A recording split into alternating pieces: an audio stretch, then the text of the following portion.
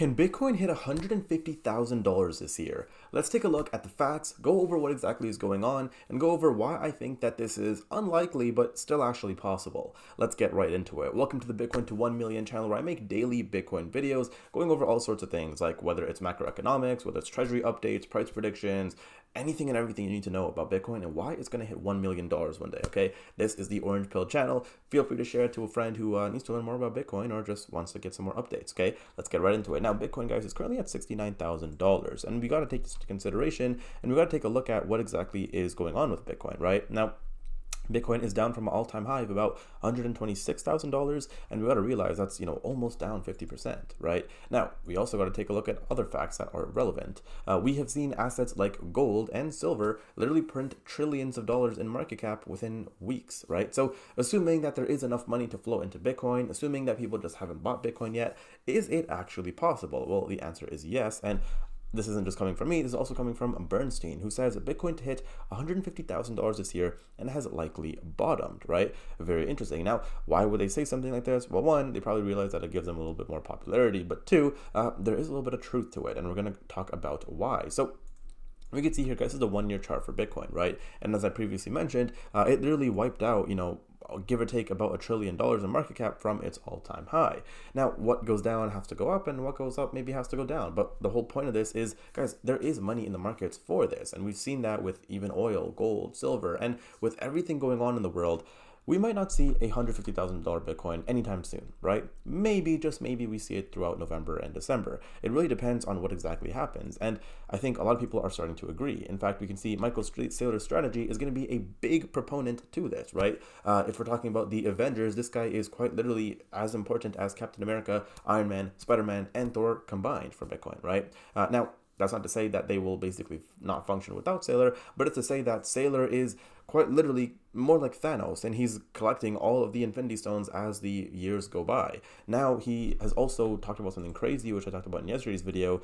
They have a new $42 billion program to go ahead and buy more Bitcoin. Now, that isn't small money at all, and in fact, Saylor is now on track to have nearly 800,000 Bitcoin by the end of the year. Now, me personally, I think that could actually be an underestimate, and I do think that he can get closer towards a million. If I'm wrong, I'm wrong. At least he had 800K. But the whole point of this is, guys, there's a lot of stuff going on that people don't even realize, right? For example, even across the water, across the pond, very far away from myself, in Australia, the third largest pension fund just said it will explore investing in Bitcoin and crypto. 2 million members, $150 billion in assets, a $70 trillion market opening to Bitcoin, right? And again, pension funds, that's going to be where things actually get crazy. When they're able to start investing in Bitcoin around the world, GG, that is an insane amount of money that will be flowing into Bitcoin, right?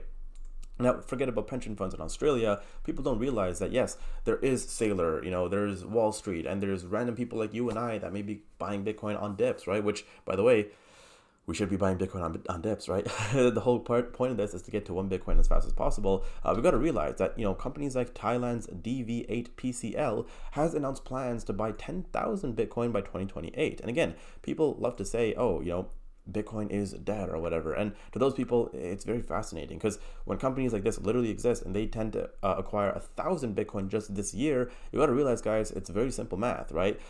With Bitcoin, there's only 21 million Bitcoin ever. The circulating supply is about 20, and out of the 20, about 4 million coins are lost forever. So we're really looking at about 16 million Bitcoin right now.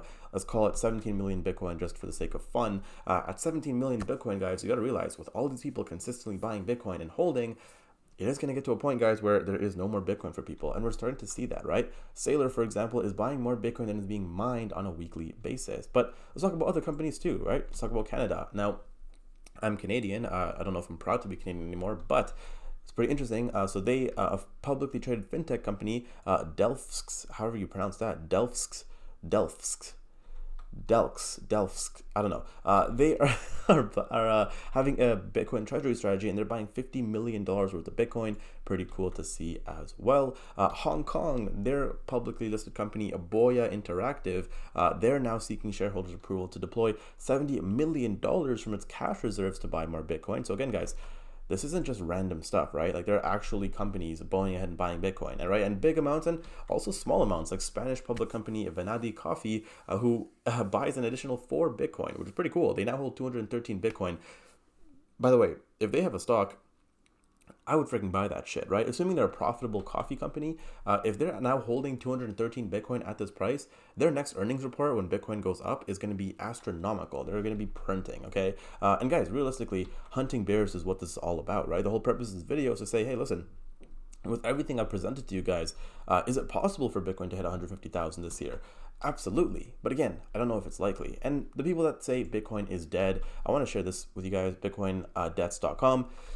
Bitcoin has been declared dead 471 times. If you invested $100 each time, you'd have $72 million today, which is insane. We can see the timeline here, right? We could see more recently, random people on Twitter, Bitcoin is done, cooked, toast, el finito.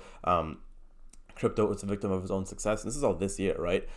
There's so many people that just basically call Bitcoin dead, right? And we could also see, this is the best part, the critics as well. We can see who says what about Bitcoin and how many times they've declared Bitcoin to be dead.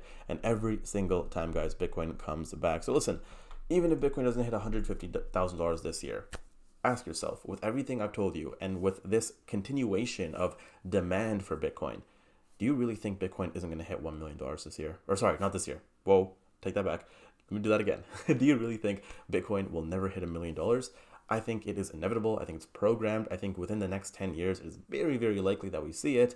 And the question is, if you could buy $1 million asset right now for $69,000, why aren't you buying? Okay, guys, that is going to be it for today's video. If you did enjoy it, make sure to leave a like, subscribe down below, and I'll see you guys in the next one.